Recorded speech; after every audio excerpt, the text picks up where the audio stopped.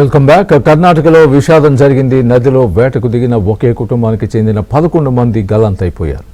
జాలర్ల సాయంతో 8 మంది మృతదేహాలను వెలికితీశారు. మృతుల్లో 7 మంది మహిళలు, 1 పురుషుడు ఉన్నట్లు గుర్తించారు. మిగిలిన వారి ఆచూకీ కోసం గాలింపు చర్యలు కొనసాగుతున్నాయి.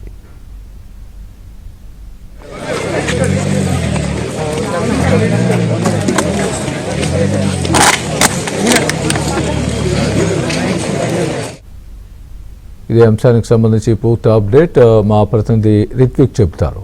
రిత్విక్, స్వామి, ఉత్తర కన్నడ జిల్లాలో ద్వారా విషాదం చోటు చేస్తుంది. బక్కల్ ప్రాంతంలో ఒక నది ప్రవాహం ఉంది. నది ప్రవాహంలో గవ్వలు ఏరుకునేందుకు ఒక కుటుంబం మొత్తం అక్కడికి వెళ్ళింది. ఏరుకుంటున్న సమయంలో భారీగా కూడా ఒక అలలాగా రావడంతో వారందరూ కూడా ఆ దానిలో బొట్టుకు వెళ్ళిపోయారు. లోపలికి వెళ్ళిన తర్వాత అందరూ ఎవరైతే వెళ్ళిన వారు 12 మంది కూడా అక్కడికి వెళ్ళడం జరిగింది. అందులో ఇద్దరు సురక్షితంగా ఒడ్డుకు చేరుకోగా మరో 8 మంది మొత్తం కూడా 8 మంది మృతి చెందారు. మరో ఇద్దరు గల్లంతైనట్టుగా కూడా తెలుస్తుంది. వారి కోసం రెస్క్యూ ఆపరేషన్ జరుగుతుంది. ఇప్పటికి 8 మంది మృతదేహాలను అయితే వెలికి చేయడం జరిగింది.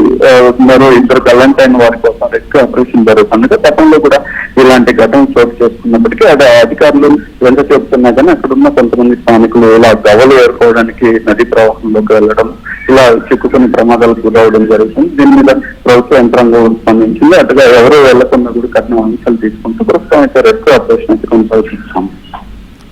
రైట్ రిత్విక్.